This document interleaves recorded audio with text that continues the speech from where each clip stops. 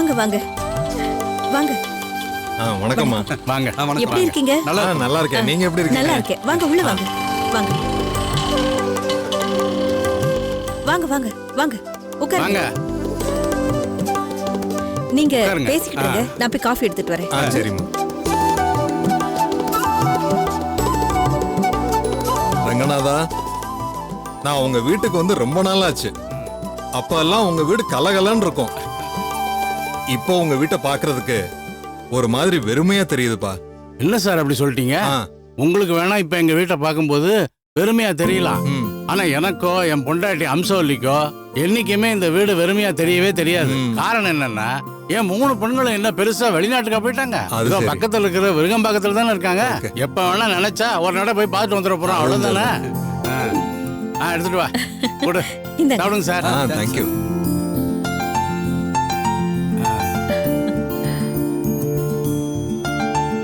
அம்சவல்லியம்மா, உங்க வீட்டுக்காரர் இதுவரைக்கும் எங்களோட எங்க ஆபீஸ்ல சேர்ந்து ஒர்க் பண்ண வரைக்கும் மனசுல இருந்து சொல்றேம்மா, எங்க ஆபீஸ்ல ஒர்க் பண்ணவங்கல்ல ரங்கநாதன் உழைச்ச உழைப்ப இனி யாராலும் ஈடுகட்ட முடியாதுமா. ஆமாமா, 58 வயசுலயே முடிக்க வேண்டிய சர்வீஸ எக்ஸ்டெண்ட் பண்ணி 60 வயசு வரைக்கும் உழைச்சி இன்னைக்கு ரிட்டையர் ஆயிருக்காரு.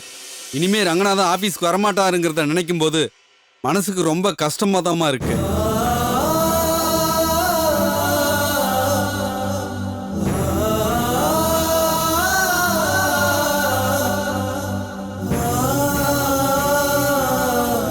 அம்மா, இதுல உங்க வீட்டுக்காரருக்கான ரிட்டைர்மெண்ட் அமௌண்ட் 4 லட்சத்துக்கான செக் இருக்கு. புடிங்கம்மா. அவர் கையிலேயே கொடுத்துருங்க. அட என்னம்மா நீங்க, ஆபீஸ்லயே வச்சு கொடுத்தோம். ஆனா இவரு வீட்டுக்கு வந்து என் வைஃப் கையிலே கொடுத்துருங்கன்னாரு. நீங்க என்னடான்னா அவர்கிட்ட கொடுங்கங்கிறீங்க. வாங்கிக்கொள்ளி, எங்க ஆபீஸ்ல இருந்து எனக்கு வர்ற கடைசி வருமானம்.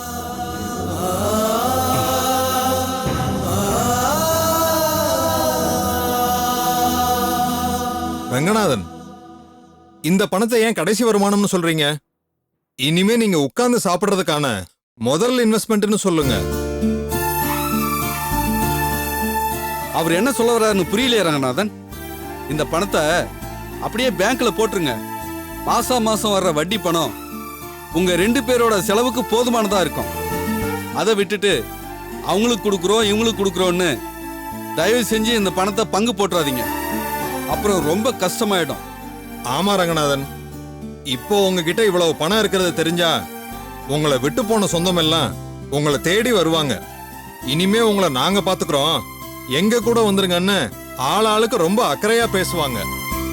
அந்த பேச்சுல நீங்க ஏமாந்து பணத்தை தூக்கி அவங்க கிட்ட கொடுத்துட்டீங்கன்னு வைங்க, கொஞ்ச நாள் உங்களை நல்லபடியா பாத்துக்கிட்டு பாவலா காட்டிட்டு அதுக்கப்புறம் உங்களை அம்போன்னு விட்டுட்டு போயிடுவாங்க.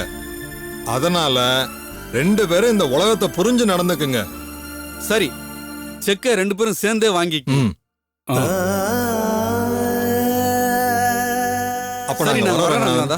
அம்மா வர்றோமா? வாங்க.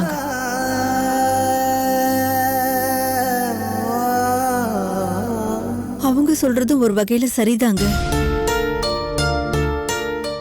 இந்த உலகமே ஏமாத்துற உலகம் தான் இல்ல? வள்ளி, அவங்க சொல்லிட்டு போறது ஒரு பொதுவான கருத்து. அது நமக்கு ஒத்து வராது. ஏன்னா நமக்கு சொந்தம்னு சொல்லிக்கிறதுக்கு நம்ம 3 பொண்ணுங்களை தவிர வேற யார் இருக்காங்க? நம்ம 3 பொண்ணுங்களுமே ரொம்ப நல்லவங்க. அவங்களுக்கு அமைஞ்ச மாப்பிள்ளைகளும் ரொம்ப நல்லவங்க. நாம் இது வரைக்கும் நம்ம பொண்ணுங்களுக்குன்னு பெருசா எதையும் செஞ்சதே இல்லை. அதனால இந்த பணத்துல நாம அங்கேயும் இங்கேயும் சில்லறையா வாங்கியிருக்கிற கொஞ்சம் கடனை எல்லாம் அடைச்சிட்டு மீதி பணத்தை நம்ம 3 பொண்ணுங்களுக்கும் பிரிச்சு கொடுத்துடலான்னு நான் நினைக்கிறேன். நீ என்ன சொல்ற வள்ளி? இதுல நான் சொல்றதுக்கு என்னங்க இருக்கு? நீங்க சொல்ற மாதிரியே செஞ்சிடலாங்க. இருங்க, இந்த செக்க பூஜை ரூம்ல வச்சு வேண்டிக்கிட்டு வந்துடுறேன்.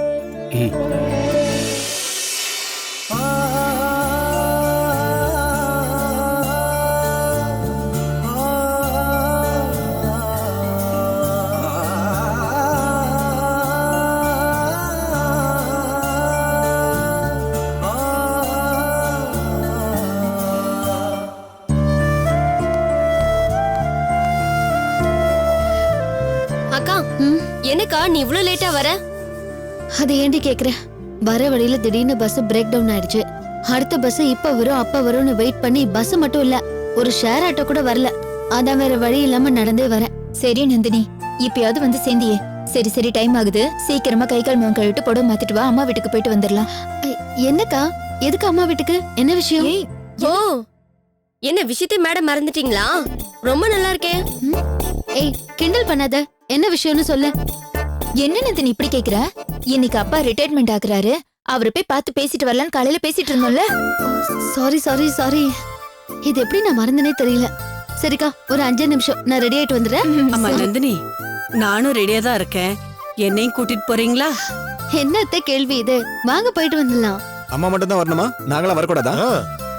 அதானே, ரிட்டையர்மெண்ட் ஆகுறது உங்க அப்பா மட்டும் இல்ல, எங்க எல்லாருக்கும் மாமா. நம்ம எல்லாருமா சேர்ந்து போனோம்னா அவருக்கும் சந்தோஷமா இருக்கும்ல. விஸ்வா, நீயும் கிளம்பி நம்ம எல்லாருமா போயிட்டு வந்துடலாம். நான் கிளம்புறதா? நான் தான் முக்கியம்.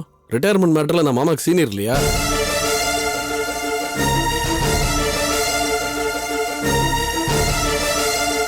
அண்ணே, நீங்க என்ன சொல்றீங்க புரியலண்ணே.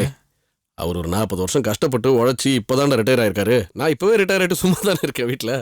ஏங்க, எந்த விஷயமா இருந்தாலும் நீங்க இப்படிதான் பேசுவீங்களா? நீங்க இப்படி எத்தனை நாளைக்கு வேலைக்கு போகாம இருக்கீங்க? கொஞ்ச நாள் தானே, அத புரிஞ்சுக்காம. நந்தினி, அவன் இப்படிதான் ஏதாவது சொல்லிக்கிட்டே இருப்பான். நீ போய் ரெடி ஆயிட்டு வா, டைம் ஆச்சு. சரி. ஏய், அப்பாவே வந்துட்டா. மாலதி, நல்லா இருக்கியா? வாங்க மாமா. சமந்தியம்மா, நல்லா இருக்கீங்களா? நல்லா இருக்கேங்க. வாடா செல்லும், வாடு செல்லும். என்னமாமா, நாங்க எல்லாரும் வந்து உங்களை பார்க்கலாம்னு இருந்தோம். அதுக்குள்ள நீங்களே கிளம்பி வந்துட்டீங்க. இல்ல மாப்பிள்ள, ஒரு முக்கியமான விஷயம். அதை பத்தி உங்க எல்லார்ட்டையும் சொல்லணும். வாங்க மாமா. அதனால தான் வாயில நான் உட்கார்ந்து உட்கார்ந்து பேசலாம். பேசுறேன். எதுக்கு மாப்பிள்ள பாயெல்லாம்? எதுக்கு? நம்ம வீடு தானே.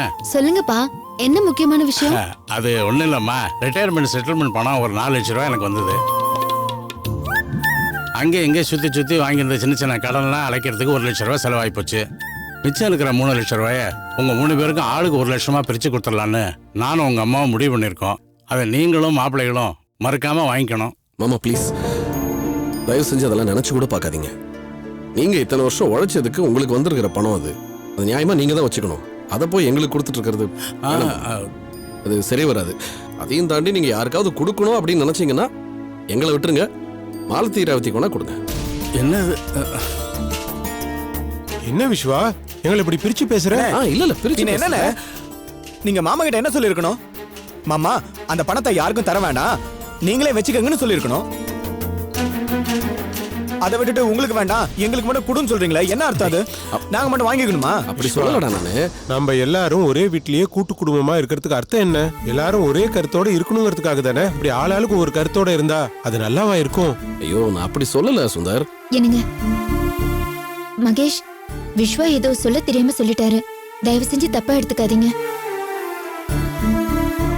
அப்பா, இப்ப நீங்க வேலையில இருந்து ரிட்டையர்ட் ஆயிட்டீங்க. இந்த நிலைமையில இருக்கிற பணத்தை எல்லாம் எங்க கிட்ட கொடுத்துட்டு நீங்க என்ன பண்ணுவீங்க? இங்க பரம மாலதி, நாங்க 2 பேர் தான். எங்களுக்கு எதுக்கு அவ்வளவு பணம்? அது மட்டும் இல்லாம நாங்க உங்க 3 பேருக்கும் சொல்லிக்கிற மாதிரி எதுவுமே செஞ்சதில்ல.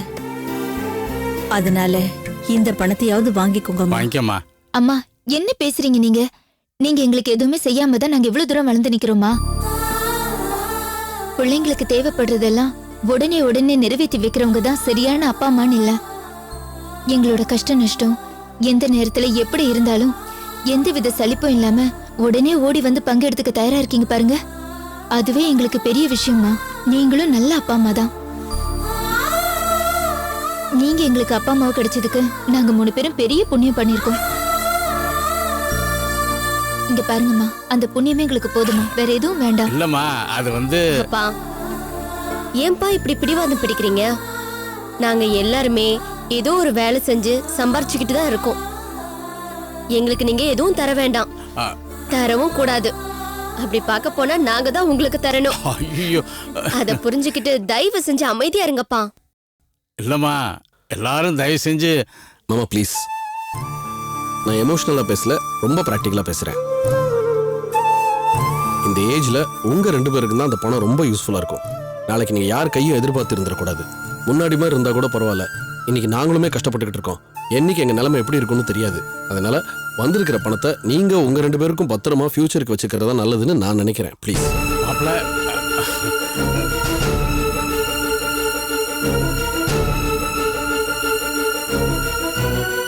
சம்மந்தி,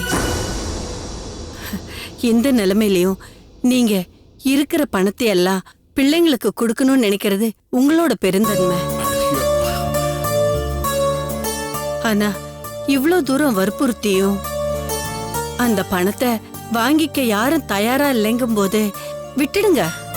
அது எல்லாரும் சொல்ற மாதிரி அந்த பணம் உங்களுக்கு தான் ரொம்ப உபயோகமா இருக்கும். நீங்களே வச்சுக்கோங்க.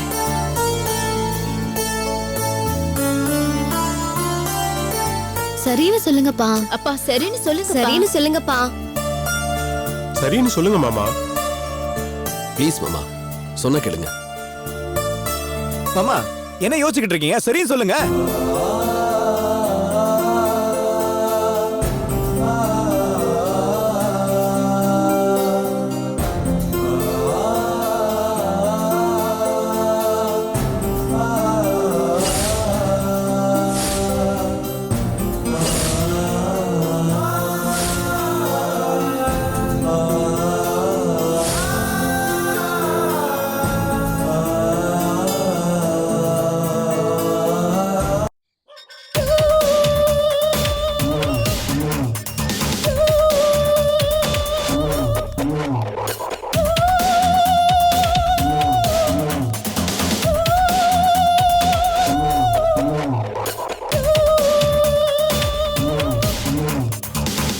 என்னப்பா சுந்தரு, எப்படி இருக்கிற?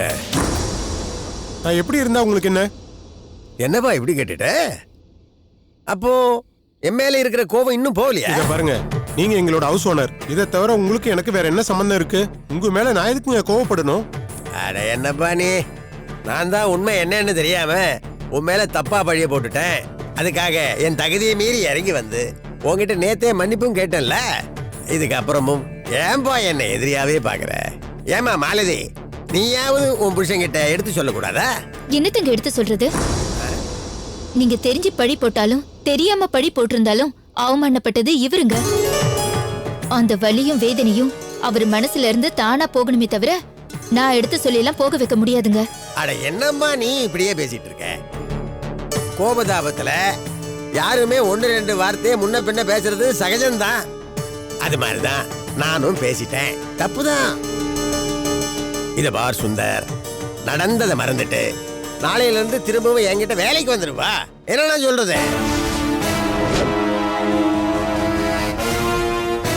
குறைக்காதப்பா. நான் உன்னை திரும்பவும் வேலைக்கு கூப்பிடுறது ஏன் நல்லதுக்காக இல்ல, ஓ நல்லதுக்காகத்தான். அட ஆமாப்பா, தெரிஞ்சோ தெரியாமலையோ நான் ஹவுஸ் ஓனரா மட்டும் இல்ல, முதலாளியாவும் இருந்துட்டேன். என்ன இருந்தாலும் என்கிட்ட வேலை பார்த்த நீ என் கண்ணு முன்னாடியே வேலை இல்லாம சும்மா இருக்கிறத பார்க்கும்போது என் மனசுக்கு ரொம்ப கஷ்டமா இருக்குது. அதனால தான் சொல்றேன், நாளையில இருந்து என் கூட வேலைக்கு வந்துரு. இத பாருங்க, எனக்கு கடைசி வரைக்கும் வேலை கிடைக்கலன்னா கூட பரவாயில்ல, அது ஏன் பிரச்சனை. முடிவா சொல்லிட்டேன், உங்ககிட்ட மட்டும் வந்து திரும்ப வேலைக்கு சேர்ந்துருவேன்னு நீங்க நினைச்சிடாதீங்க. கிளம்புங்க. இல்ல சுந்தர், கிளம்புங்கன்னு சொல்றேன்ல. மாலதி, உன் புருஷனுக்கு இவ்வளவு வீம்பு ஆகாதுமா. நீயாவது புத்திமதி சொல்லி திரும்ப என்கிட்ட வேலைக்கு அனுப்ப வழியே பாருங்க. என்ன நான் சொல்றது? அவர் தான் உங்களை கிளம்புங்கன்னு சொல்லிட்டாருல்ல. என்னது 2 பேரும் ஒரே மாதிரியா கோவப்படுறாங்க? இவன் திரும்பவும் நம்ம கிட்ட வேலைக்கு வந்துட்டான்னா இவனை வச்சே இவன் குடும்பத்தை பிரிச்சிடலான்னு பார்த்தா இவன் ஒத்து வர மாட்டேங்கிறானே. சரி, இந்த குடும்பத்தை பிரிக்கிறதுக்கு வேற ஏதாவது யோசிக்கலாம். இன்னும் என்ன யோசிக்கிறீங்க? கிளம்புங்க. அப்புறம் பேபி அம்மா இன்னைக்கு நீங்க வெளியே தங்கிட்டீங்கன்னு நினைச்சு சாப்பாட்டுல தண்ணியை ஊத்திட்டு தூங்கிட போறாங்க. ஆமா ஆமா ஆமா, அவ செஞ்சாலும் செஞ்சிருவா. தர்ம பத்தினி. ஏமா பேபி, சோத்துல தண்ணி ஊத்துறாதரி. நான் வந்துட்டேன். என்ன சுந்தர், நம்ம ஹவுஸ் ஓனர் திரும்ப திரும்ப உன்னை கம்பல் பண்றத பார்த்தா இன்னும் 2-3 நாளுக்குள்ள நீ திரும்பவும் அவர்கிட்ட வேலைக்கு போய் சேர்ந்துருவ போல இருக்கு. அம்மா நீங்க வேற. அத்தை, அந்த ஆள்கிட்ட எல்லாம் மனுஷன் வேலை பார்க்க முடியாது. என்னை பத்தி நீங்க என்னமா நினைச்சிட்டு இருக்கீங்க? மாலதி கிட்ட கேட்டு பாருங்க. நான் ஒரு விஷயத்த வேண்டான்னு முடிவு பண்ணிட்டேன்னா கடைசி வரைக்கும் அது வேண்டாம் தான். அதெல்லாம் சரிப்பா. ஆனா நீ மாட்டேன்னு சொல்ற, அவரு உன்னை விடுற மாதிரியே தெரியலையேப்பா. வேற எங்கேயும் வேலைக்கு போகாம வீட்டுல இருந்தா தானே அவர் தொந்தரவு பண்ணிட்டு இருப்பாரு. நான் சீக்கிரம் வேற வேலை தேடிட்டேன்னா அவர் என்ன பண்ண முடியும்?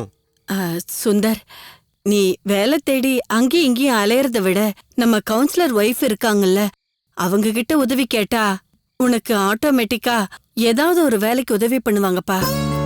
என்னமா சொல்றீங்க? ஆமாங்க, அத்தை சொல்றதும் கரெக்ட் தான். எனக்கு இது தோணாம போயிடுச்சு. அந்த கவுன்சிலர் வைஃப் அந்த குழந்தை செயின் காணாம போன விஷயத்துல இருந்து நமக்காக என்ன உதவி வேணாலும் செய்யறேன்னு சொல்லிருக்காங்க. அதனால அவங்கள பார்த்து உதவி கேட்டா நிச்சயம் உங்களுக்கு ஏதாவது ஒரு வேலை கிடைக்க உதவி பண்ணுவாங்க. காலையில நானும் ரேவதியும் போய் பார்த்துட்டு வரட்டுமாங்க? தாராளமா போயிட்டு வாங்க. இந்த ஏரியாவில் அவங்க ரொம்ப பெரிய மனுஷங்க. அவங்க மூலியமா ஒரு வேலை கிடைச்சதுன்னா அது சின்ன வேலையா இருந்தாலும் நிச்சயமா அது நிரந்தர வேலையா தான் இருக்கும். கண்டிப்பாங்க. நானும் ரேவதியும் காலையில விடிஞ்சதும் அவங்கள போய் பார்த்துட்டு வந்துடுறோம். சரிம்மா, ரொம்ப பனியா இருக்கு, பச்சை குழந்தை வேற, உள்ள போலாம் வாங்க.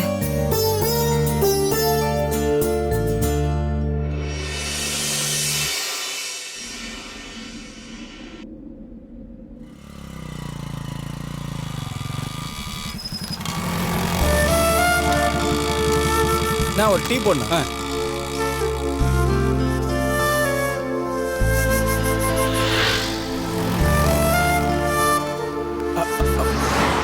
விஸ்வனா,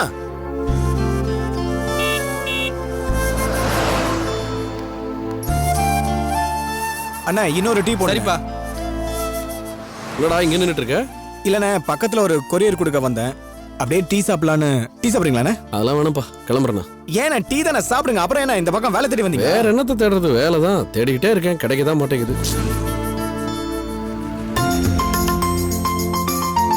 இந்தாங்கண்ணே, நீங்க சாப்பிடுங்கண்ணே. விஸ்வா சார்,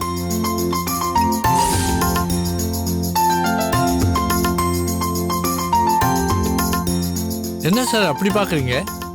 என்ன தெரியலையா? நான் தான் லேண்ட் புரோக்கர் சம்பந்தம். தெரியுண்ணே, எப்படி இருக்கீங்க? எனக்கு என்ன சார், நான் ரொம்ப நல்லா இருக்கேன். ஆனா கொஞ்ச நாளைக்கு முன்னாடி தான் உங்களை பத்தி கேள்விப்பட்டேன். கேட்கவே ரொம்ப வருத்தமா இருந்தது. எப்பேற்பட்ட பில்டர் நீங்க, உங்களுக்கு போய் இப்படி ஒரு நிலைமையா? சார் சார் சார், நான் சொல்றேன், தப்பா எடுத்துக்காதீங்க. வேணாம் சார், பழசெல்லாம் எதுக்கு பேசிக்கிட்டு? ஏற்கனவே அண்ணன் ரொம்ப நொந்து போயிருக்காரு.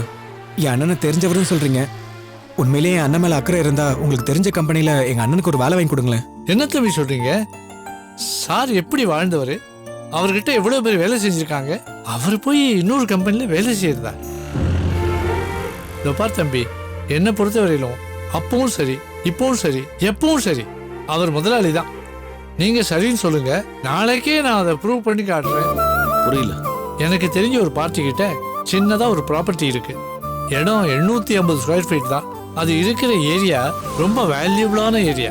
நீங்க கொஞ்சம் பணத்தை கொடுத்து அந்த பவர் ஆஃப் அட்டானியை வாங்கிட்டீங்கன்னா, அதுக்கப்புறம் அந்த பழைய வீட்டை இடிச்சுட்டு ஒரு ஜாயிண்ட் வெஞ்சர்ல 3 அல்லது 4 ஃப்ளோர்ல ஒரு ஃபிளாட் கட்டிட்டீங்கன்னா அதை ஈஸியா சேல் பண்ணிடலாம். நீங்களும் டெவலப் ஆயிடலாம். என்ன சொல்றீங்க? என்ன சார் உச்சி கொட்டுறீங்க? நீங்க நம்பிக்கையா இறங்குங்க சார், எல்லாம் நல்லபடியாவே நடக்கும்.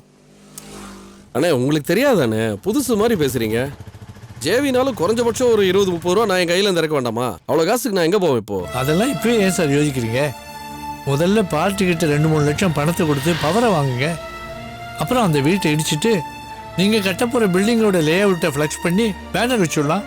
அதுக்கப்புறம் கன்ஸ்ட்ரக்ஷன் ஸ்டார்டிங் அமௌண்ட்டை பார்ட்டிக்கு ஆட்டோமேட்டிக்காக அட்வான்ஸ் அமௌண்ட்டாக கொடுக்க போகிறாங்க.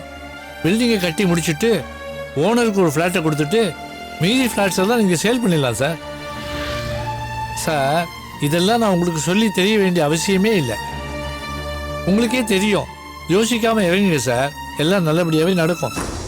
யோசிக்காம இறங்கின காலம்லாம் வேறண்ணே. இன்னைக்கு நான் இருக்கிற நிலைமையில 2 லட்சம் ரூபா இல்லை, 2000 ரூபா கூட என்னால் புரட்ட முடியாது. சொன்ன உங்களுக்கு சங்கடமா இருக்கும், ஆனால் இப்போ இதான் என் நிலைமை. அதனால சாரி, நீங்கள் ரொம்ப நம்பிக்கை வச்சு பேசுறீங்க என் மேலே. எனக்கு ரொம்ப சந்தோஷமா இருக்கு மனசுக்கு. பட் இப்போ இருக்கிற நிலைமையில எதுவும் என்னால் முடியாதுண்ணே, தப்பா எடுத்துக்காதீங்க. வரேன்டா அண்ணே.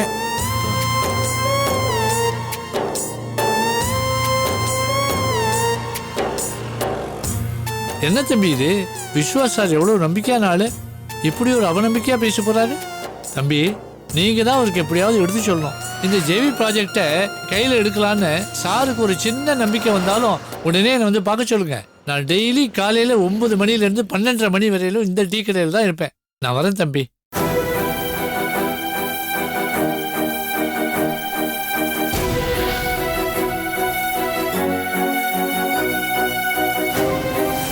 இந்தாங்கண்ணே. 16 ரூபா. ஆ